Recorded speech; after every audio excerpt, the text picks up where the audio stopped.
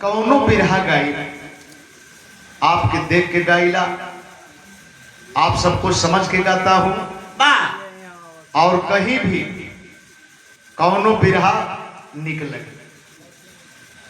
एगो प्रसंग तनी से हम देखहु का आदत ना, छुट्टा मार दे भले, हाँ छुट्टा मार दे भले, लेकिन किताब कापी धई के देख के हम गाय ना पाए। कौनो चीज नहीं छुट्टे मरा जाए। एक इनका ट्रेनिंग लेते रही है कि उमचत हुए नहीं तो बोली है, काल वाले प्रोग्राम में बोली है ना, तो फिर बोलवावल जाए। हाँ मुंह खोल के संगे बोलल करा, संगे बोलल करा। नहीं चलाक हूं, मैं ही चलाक हूं। ऐसने जगह पर बोलत हो कि ताकि केहू जान पावे न कि ना बोले।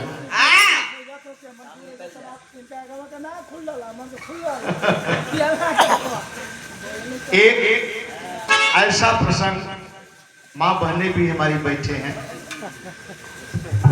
अच्छी बात तो यह है चाहे हम कैसेट से गाए हो, टीवी टेलीविजन पर गाए हो, चाहे जैसे भी गाए हो, लेकिन परिवार के लोग एक जगह बैठ करके सुनने का काम करते हैं।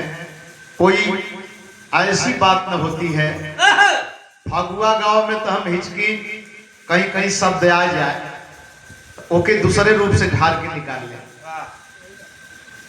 ताकि बहन भी सुनेगी, बेटी भी सुनेगी, माँ भी सुनेगी, नारी भी सुनेगी, सारे लोग सुनेंगे।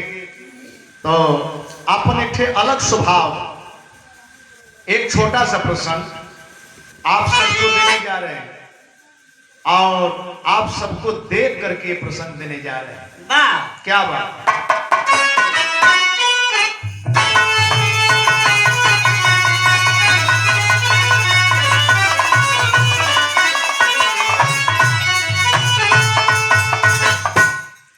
समझा नहीं अब तलक कोई जग में, लिखा मालिक क्या तूने तस्वीर में, लिखा मालिक क्या तूने तकदीर में, उल्टा हुआ या सीधा हुआ कल रोते हैं अपने वो तस्वीर में।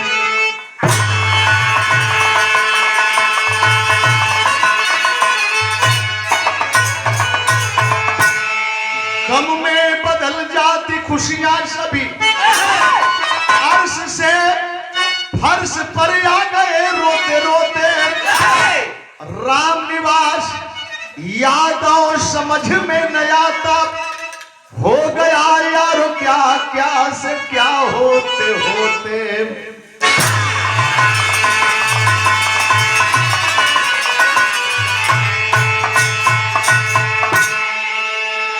भैया चाहवा देता हो भैया और देता ये बैठल रहला। हाँ नहीं चाय तो रख ले रात भर से, कोनो दिक्कत ना।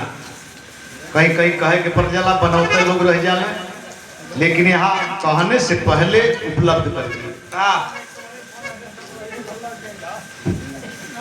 का बोला घरे से फोन आल है, घरे से ना फोन आल है। अच्छा अच्छा, अब के हम ही ना जानल चाहते हैं, लेकिन इतनी पर का फोन आयल बड़ा खतरनाक होला। अब हाँ दौड़ धूप वाला होला, सब लोग समझ गए हुई है। अब एक वो पेन कैले के भी जरूरत ना है। इतनी पर जेकर भी फोन आई तो समझे वाले लोग समझत हो कि बहुत इमरजेंसी है, इमरजेंसी। देखें एक लाइन संकेत था, क्या बात है।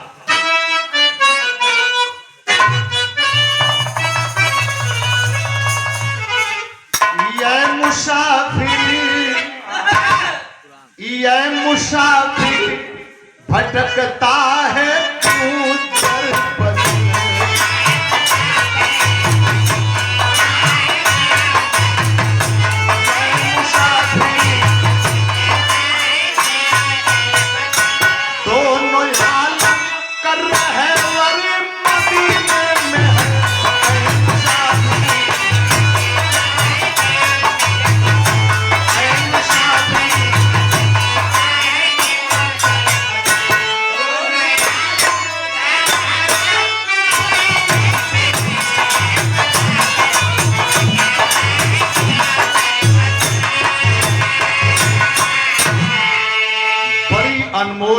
कवि जी अपने कलम से लिखे, जो उस विरह में भी ये सारांश पाते होंगे, और वही सारांश इस लाइन में दिया गया है। एक ही डाल में दो सुमन खिल रहे,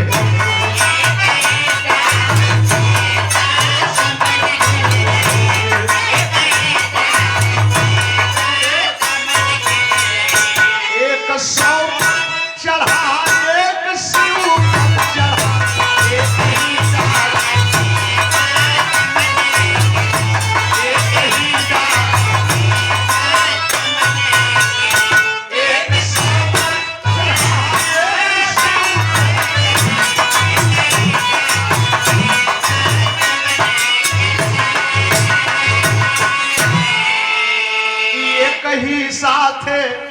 एक ही साथ दोनों तरह से,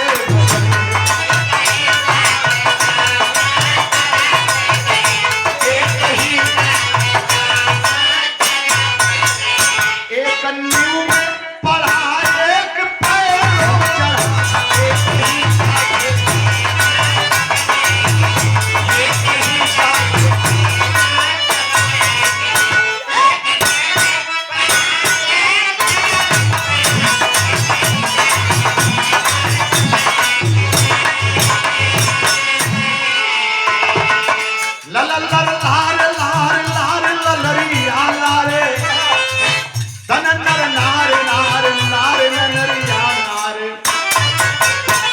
कहानी लिखने में कलम आंसू बहाती है, दुखों की बिजली आशियाना जब जलाती है। ग्राम लक्ष्मीपुर जिला मेरठ की हकीकत है, स्वार्थी लोगों को जो दे रही नसीहत है। वहीं पर शांति स्वामीनाथ का परिवार रहा, एक बेटी माया से घर आंगन उलझान रहा। भैया हो, परिवार छोटा परिवार सुखी परिवार, एक बेटी और जेकर बेटी सयान हो गई, ओकरे दिल पर हाथ रखे, कैसे सोवत कैसे जागत।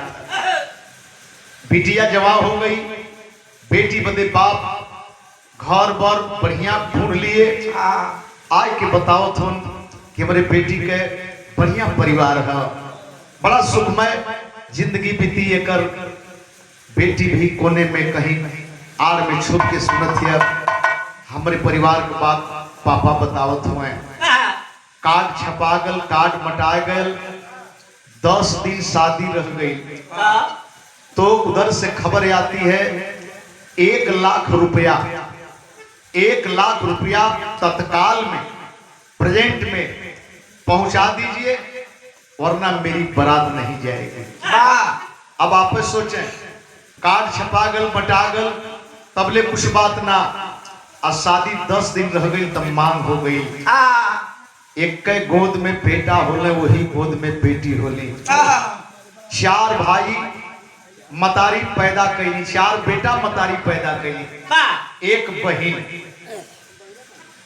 ये परिवार में के करे नसीब में का, के सीआरपीएफ में हो, के इंजीनियर हो, के दरोगा हो, के एसआई हो, अलग अलग अपन कर्म, अलग अलग रास्ता होला।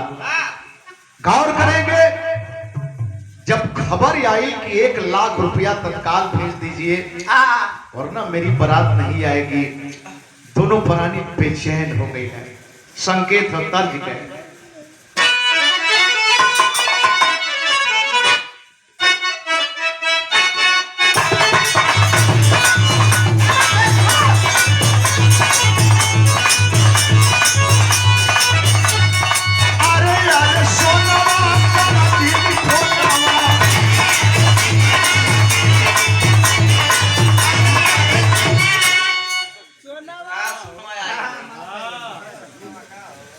निकट पॉइंट पर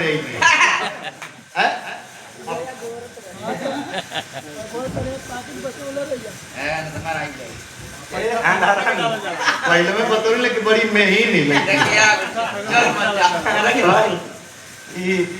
चला तब हमके संतोष साहब अगर इमन से जाई तो दाल घी में चाहे घी दाल और बहुत बहुत बधाई हो, बहुत बहुत धन्यवाद। कम समय में इतनी बड़ी ख्याति ये अपन कर्म ही पहुंचौले।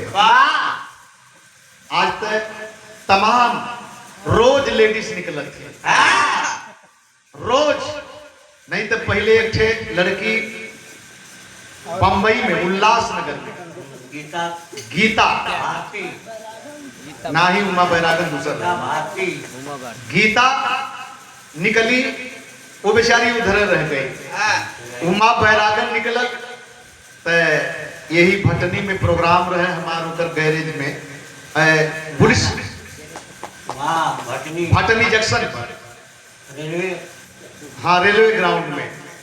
तो खाना खाए गए तो हमारो कहल गल कि पहले पहले मेहरारू आई है पैसा निकाल।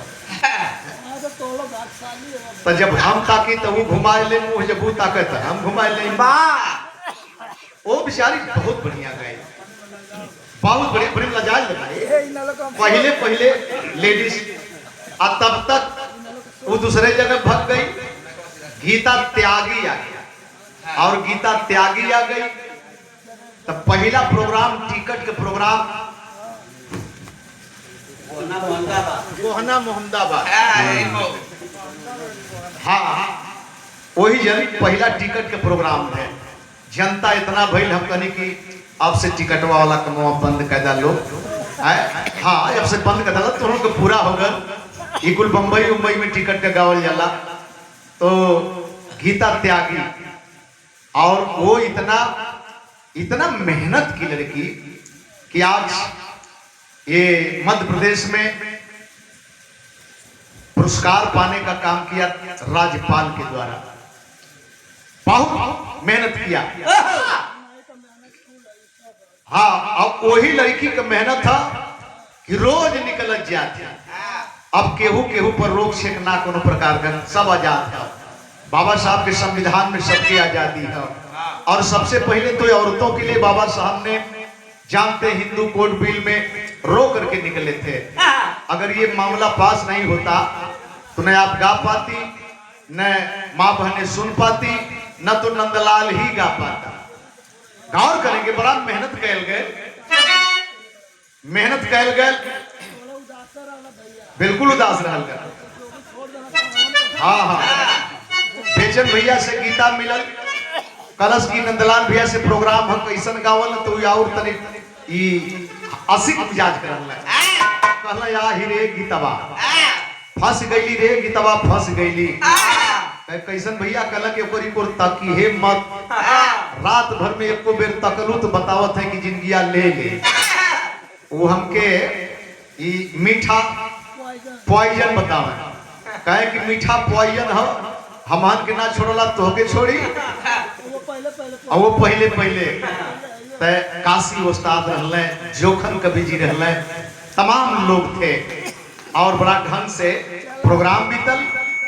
और वहां की बात वहां छोड़े, तनी माइक वाला भैया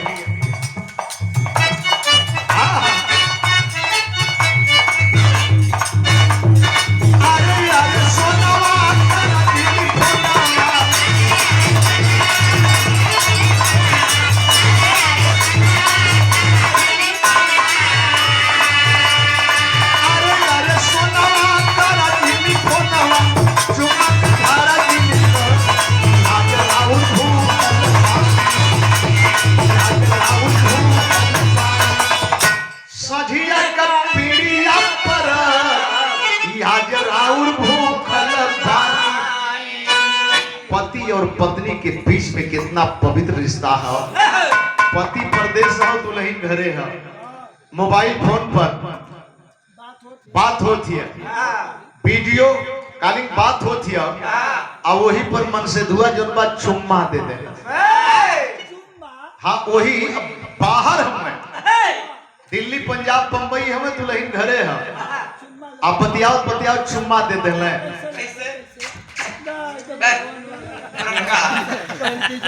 ये नयका जमाना का फ्लाइट मोड बाद में बताइए ओकरी माही लागी मैं मन से तू कहा कि हम झूठ काछ ना करत है भूखल यहू तो वही कहम पालन करे के बात बताओ नहीं उपाय बताओ। अरे अरे सोना उठाओ धनी फोनावा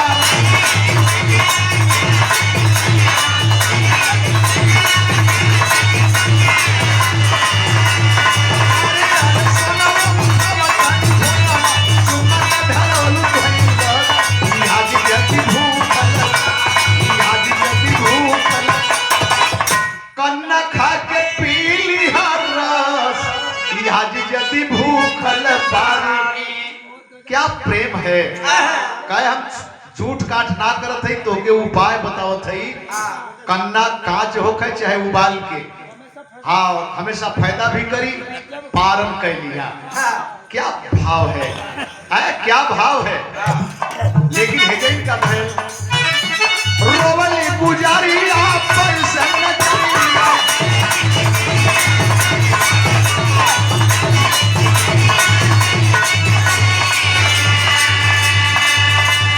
रोवली पुजारी आधई के परिया पर संग न जलधार सही आई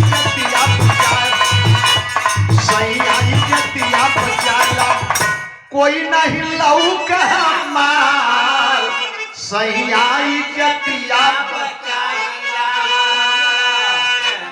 रामगढ़ कौन रामगढ़ अरे वाह भाई वाह भैया हमार अपने गाजीपुर रामगढ़ से बड़ा प्यार हो छाती में कहीं भी रहने लोग बर्दाश्त ना कर पाते हैं। ये 50 रुपए का पुरस्कार सादर सम्मान करते हैं आप सबका। आय हाय दोलन अपने पति का पैर पकड़ के रो रही है स्वामी कहीं से व्यवस्था नहीं करेंगे जेके जेके काडवा देहल हो दुआरे आई तो जवाब का देहल जाई का जवाब देहल जाई। आय हाय हाय हाय ये बात सुनकर के अपने इलाके में अपने क्षेत्र में बड़े धनाढ्य व्यक्तियों के पास पैसे वाले लोग थे उनके पास जाते हैं लोग बतावला कि पॉकेट में पैसा रहला तो बाजार में 10 आदमी पूछेला आ जेकरे पॉकेट में पैसा ना रही ओके केहू ना पूछी मुंह घुमा के चल रही है इन देहन है एकदम। लेकिन होता क्या है आय है जात हुए आवत हुए कहीं गए बनक पैसा बदे पैसा ना मिलल वापस आते समय एक दुर्घटना हो गई कि घर लौटत रहल जवनवान हो तबले ट्रक धक्का मरलस ते ही छनवान हो। ई देखें वापस आ रहे थे पैसा नहीं मिला और तब तक एक डीसीएम वाला धक्का मार दिया गिर पड़े खाई में। दौड़ते हैं लोग अरे शिवराम शिवराम आए हाय मेरे बाबूजी उठा के दुआरे ले गई ने दुआरे ले जाए में हालत बिगड़ गई कबहू कबहू अखिया मुना जाए कबहू कबहू अखिया खुल जाए। लेकिन वो समय अपने पत्नी से एक बात कहले पत्नी पति से कह रही है पति पत्नी से कह रहे हैं विदेशिया में का भाव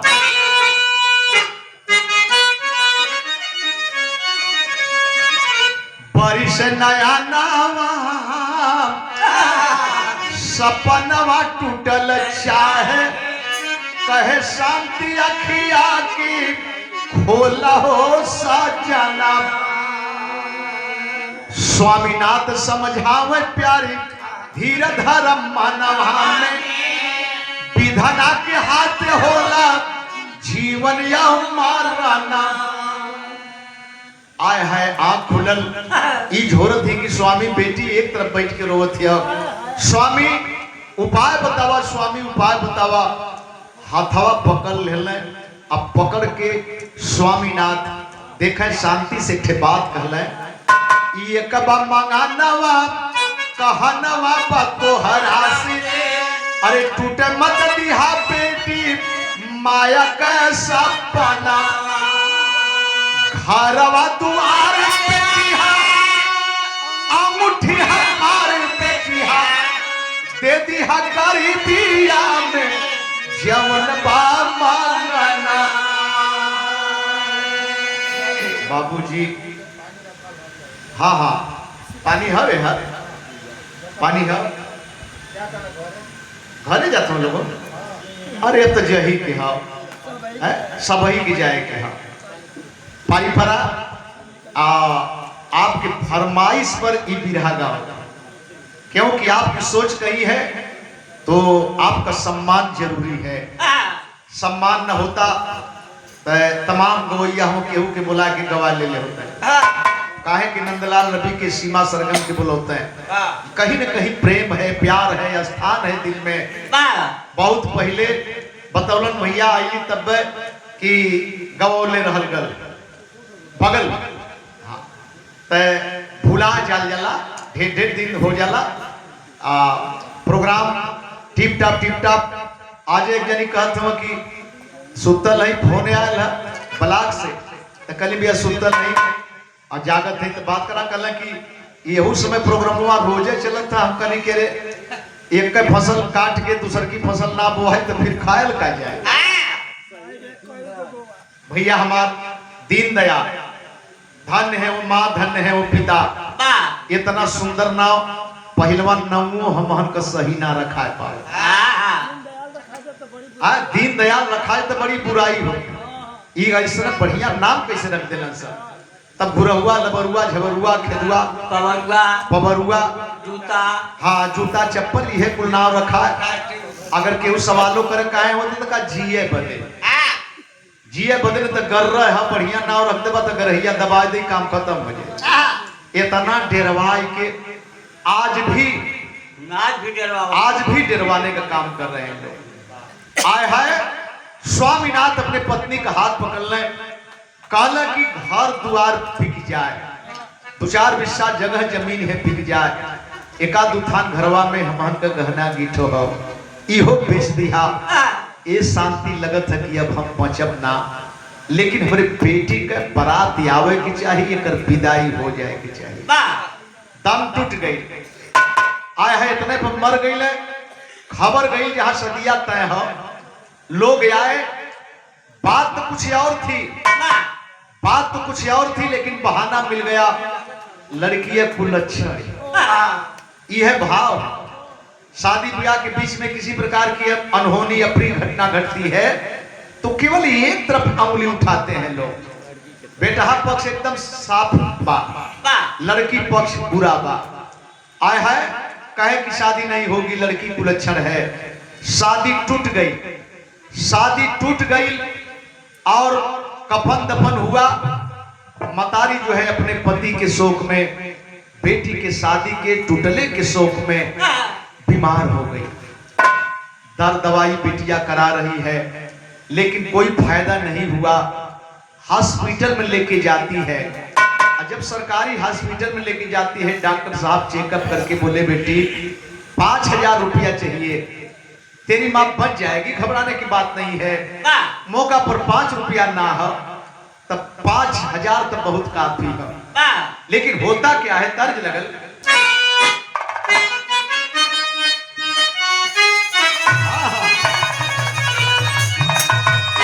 पाकीजा ठहर रही हो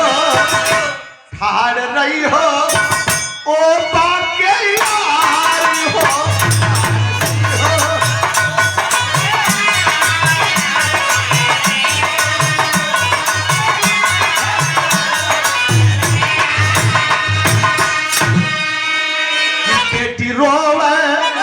बेटी रोवे करे जवा के फार हो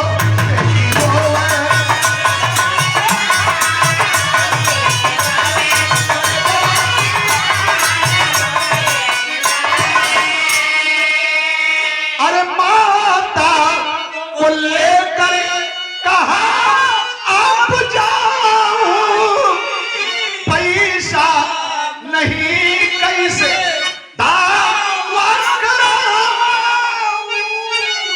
कोई न लौकेला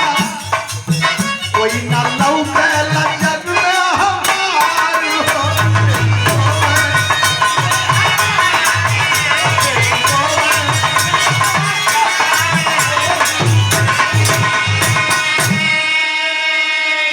शादी टूट गई बाप मर गए, मतारी बीमार है, दवा के लिए पैसा चाहिए, वो भी तत्काल में 5,000 चाहिए। सोचती सोचती बेटी अपने बाप के पग चिन्हों पर चलने के लिए मजबूर हो गई। सोचे लगल बाबू हमार कबहू कबहू जरूरत पड़े तो फलाने से जाए कुछ लिया हुए, ठिकाने से जाए कुछ लिया हुए। बाप के पग चिन्हों पर जाती है, एक आदमी के पास, धनार्द आदमी है, पैसे वाला है, लेकिन उस आदमी के सामने हाथ जोड़ करके गिड़गिड़ा रही है, आंख से टप टप आंसू चलत था। बाबूजी हमके 5,000 रुपया दे के हमरे माई का जान बचाला, कह रही है। संकेत लगल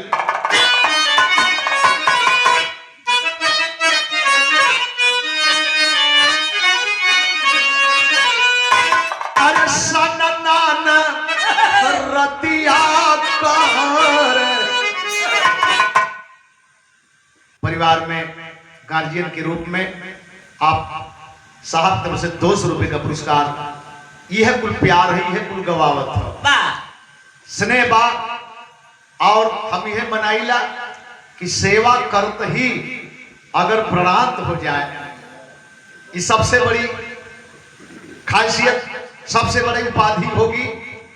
लोग आज जब शिरोमणि कहत हो तो कितना लोग ईर्ष्या रखत हो कि शिरोमणि काहे के कहत हो। अरे पंचायत कीजिए, बताइए लोगों को, न कहा जाए। नंदलाल तो कभी मांग भी नहीं किया कि मुझे ये कहिए। समाज में जो कुछ मिला समाज के साथ मिला और समाज का प्यार मिला, ये सबसे बड़ा तोहफा हो जीवन का। का रहल हमन के पल्ले आज साज समाज अंदाज आवाज गात सब आप लोगों का हो। बिटिया रो रही है और यही कह रही है, अरे गोड़ तोहर लागी हमके, गोड़ तोहर लागी हमके, देही दे 12 रुपया।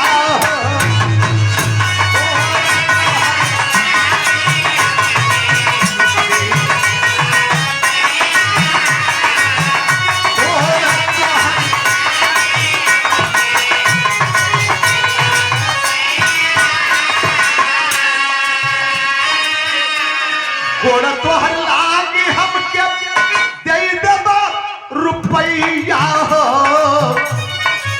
आ जाए ही दुआरी के, आ जाए ही दुआरी के, हार पीछे लैया हो।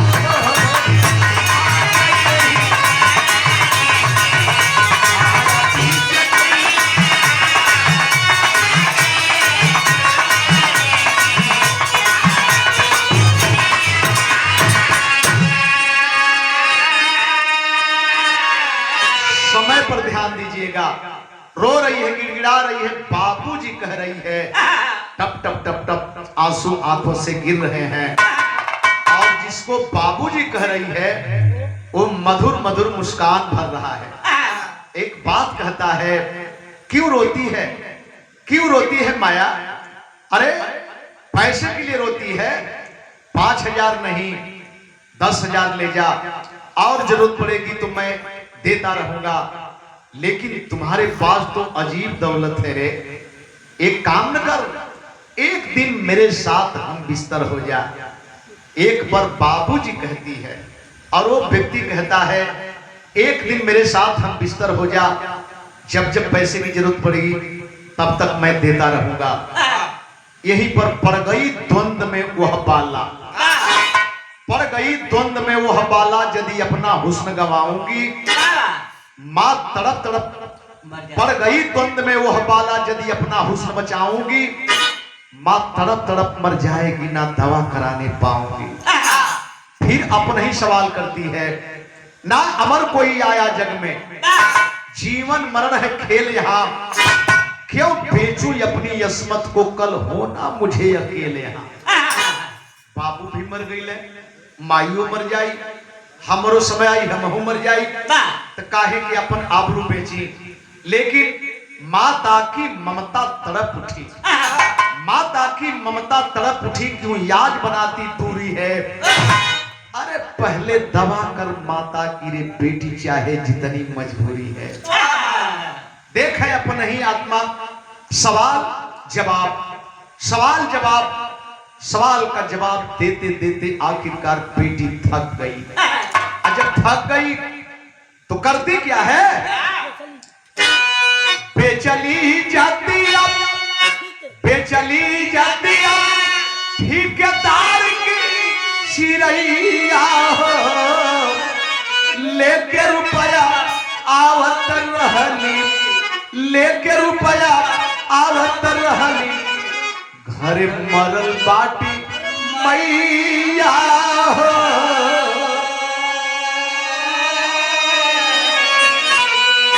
कुदरत भी कभी कभी बहुत गजब का कहर ढाता है। रुपया लेकर के आबरू बेच दी कि पहले मतारी का दवा करी फिर देखल जाई, इसलिए आबरू बेच दी। और कुछ दूर है तब तक देखती है कि दरवाजे पर तमाम लोगों की भीड़ है। एक आदमी निकल करके दौड़ करके आगे बोले, बेटी बहुत विलंब कर दी, बेटी बहुत विलंब कर दी। अरे तोर माई अंतिम सांस तोर नाम लेके लेलस रे, ना तोर मतारी गई रुपया माई के लसिया पर फेंक देलस। लाश पर फेंक करके एक बात कहती है, कहती क्या है? अरे फुटहा कर करिया लीलार हो, हमनी के लोगवा कहे लपनिहार हो।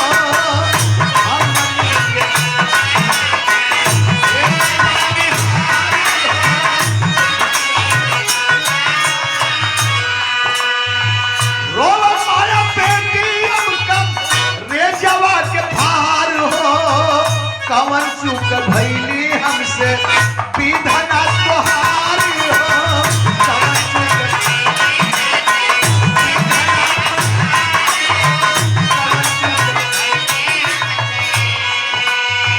तोहर पद माई हम पे चली जतिया।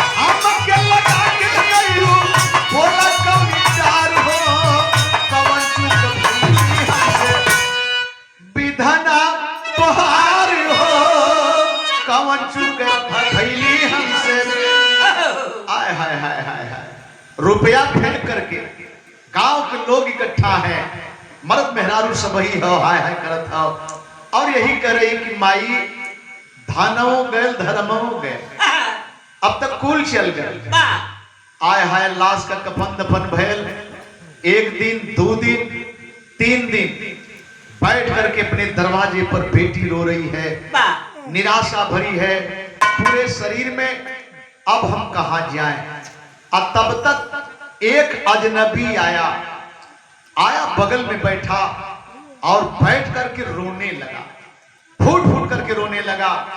एक तर्ज लगल भैया,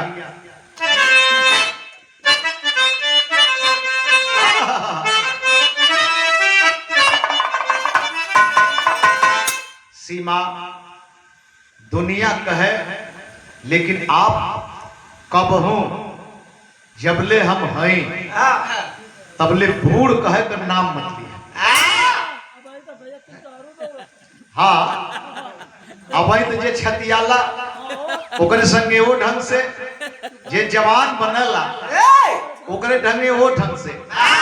अगर कोई शालीन हो तो शालीनता के साथ, अगर ये कदरते वही क्षमता, अब वही तक बुढ़ौती ये कैसे कह दिलू हो कि बूढ़ हो गई, लेकिन दम इतना बा कभी नहीं, बूढ़ के संगे बूढ़ नहीं। जवान लिया ये छतियाए वाला है वो जानत हुई तो बेटी के बगल में बैठ करके झरझर झरझर आंसू गिरा रहा है। अपन ही गमछा से कहीं अपन असुआ पोछे तो कहीं बिटिया के असुआ पोछे। ये कहे तर्ज लगल मोरी सारी प्यारी सारी के तने की सारी।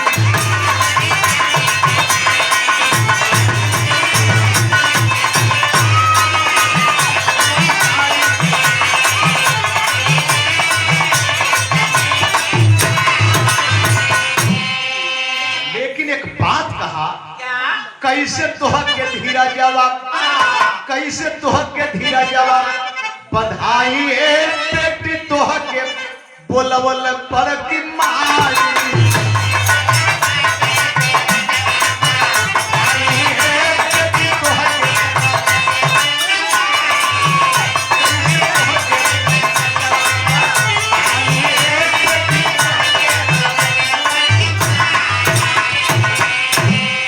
अरे बेटी हम तब विदेश में रहली हैं।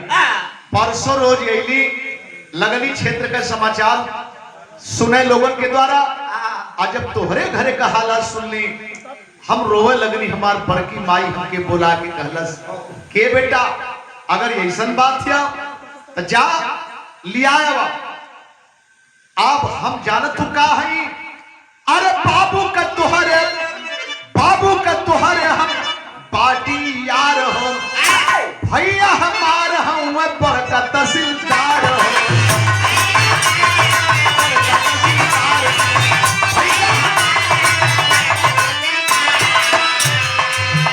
है तोहके नौकरी हाथ राई है बेटी तोहके बोलवल पर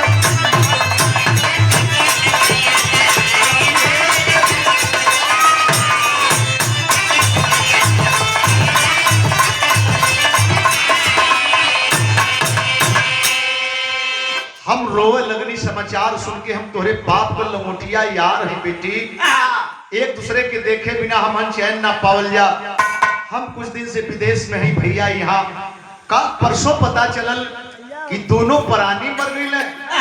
रोवे लगनी जब बड़की माई हमारा आगे निकली के रो मत। अगर ऐसा बात है तो जो बिटिया के लिए आया बेटा तहसीलदार है भैया हमार बड़का तहसीलदार हुए।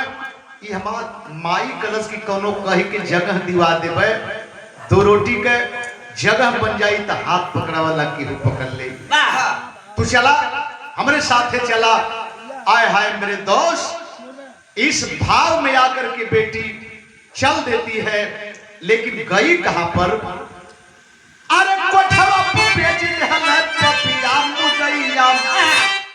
दल में फंस गई चिड़ैया लेके रुपया गया है पराई बेटी तोहके बोलवल पर की माई। ले गया माई से मिलावे बदल ले गया और ले गया कहां पर? कोठे पर ले गया जहां मालकन पान दबा करके बैठी थी। कहना कि ये बेटी ये हमारी बड़की माई है यही बैठा साइड से पैसा लिया सौदा कर रखा था।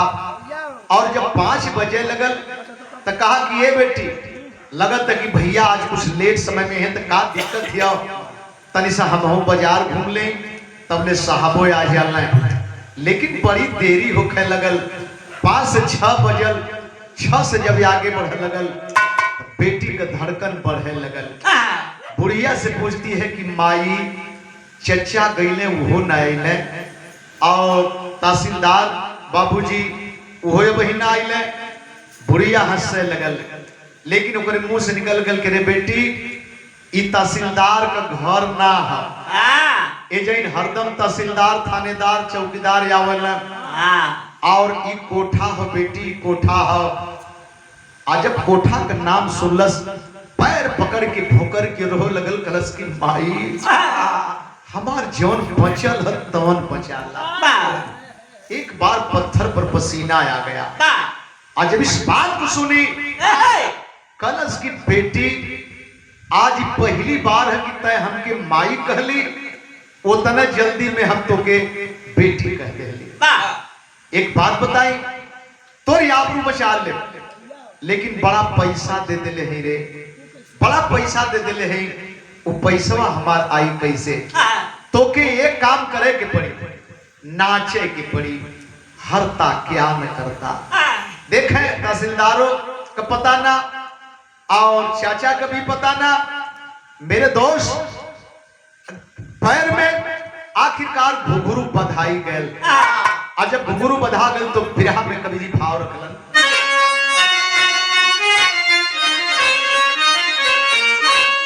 अरे माया कैसे मैं खाना बन गई, कविता काप गई, धूमिल हो गए।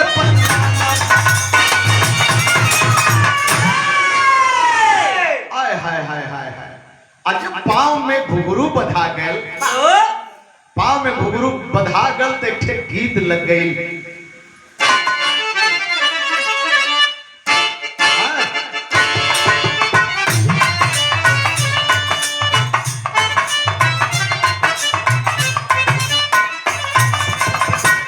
ये गोटेदार लहंगा, ये गोटेदार लहंगा, निकलूं जब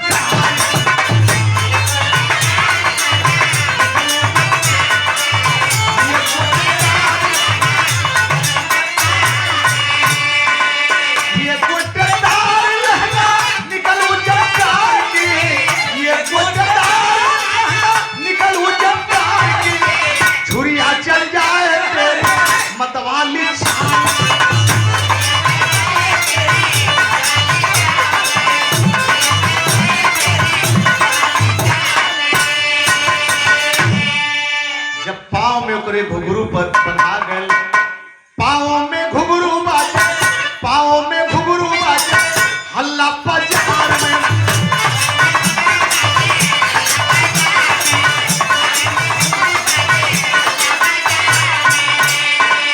पाँव में घुघरू बाजे, हल्ला बाजार में, पाँव में घुघरू बाजे, हल्ला बाजार में। होली पर गोली चले, होली पर गोली चले, गोली भागता।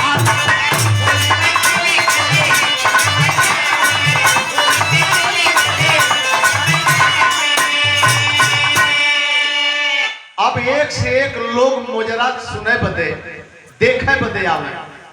वही बीच में देखे इतना चर्चा बनल, माया नाम माई बाप के, आ कोठे पर जाके माया कली कह दिल गए। दो शब्द और बढ़ा गल, माया कली हो गई। माया कली की चर्चा चारों तरफ शोहरत फैली।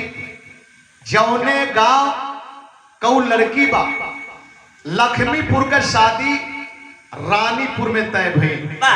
लक्ष्मीपुर का बेटा, रानीपुर का बिटिया, शादी तय हो गई, देन लेन सब तय हो गए। लेकिन तय भइले के बाद देखें एक बात कन्या पक्ष के लोग पूछले, अरे भैया हमन कुछ मांगत ना है, लेकिन सुने चुपचाप बैठवा लोगन, या कुछ मर मनसाइन लिए बा बतावा, ओकर व्यवस्था में करे के पड़ी ना। कहला कि डीजे का दिल जा, कहला कि डीजे तो छुइया मत, मारी पीटा कितना जानी डीजे में बीजे हो गई। कहला कि तब बिरहा कर दे, कहला बिरहा तो ठीक हो, लेकिन घर में मेहरारू कर रहा है कि कोनो माया कली नाम के कानपुर के लड़की बड़ा बढ़िया नाचत है, अगर मिल जाता उन्हर वाली हो जाता। संजोगे बनल माया कली के सट्टा खाली है, और सट्टा बन गया। जहिया बारात आई, सास समाज के साथ आती है, रात में जमल नाच, रात का जमल नाच बीतल बहबाही में। और जब सवेर भैल जनमानसा खिचड़ी के बारे, तो मंडप में बैठल बा जनता, घराती बराती सारे लोग विभोर हैं। गजब का नाच है भाई, गजब का नाम सुनल गल तो गजब का नाचो हो। वही बीच में नाच है जमल है, और दुल्हा राजा घर किन से एकदम गरमायल, तर तर तर तर पसीना चलत था। आय के एक मंडपवा में जब पहुंचले आय है जोर से डांट के एगो बात कहले का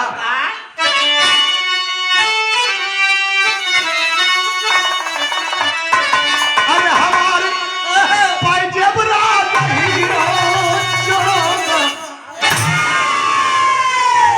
कहला बात कहला दुल्हा बात बन के गुमान